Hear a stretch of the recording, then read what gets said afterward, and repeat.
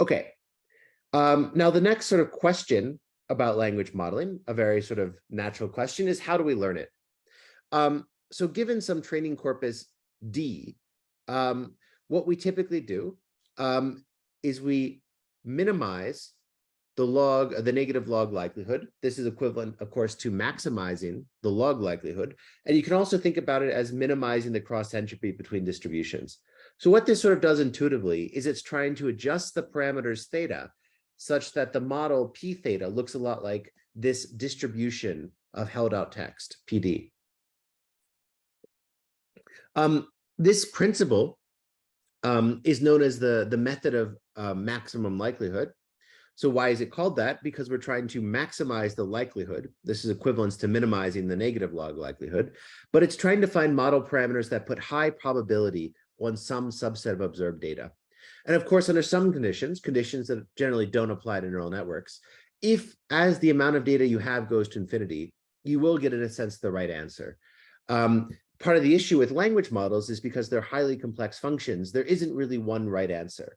If you had a much simpler model, there often can be. For instance, if you're fitting a Gaussian to some data, there often is a single best answer. Okay.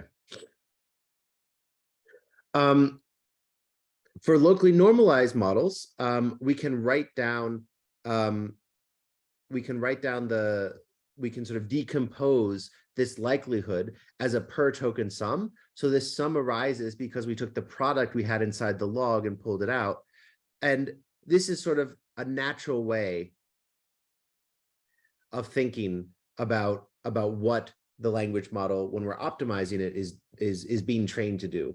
It's being trained to put high probability on a token given a context.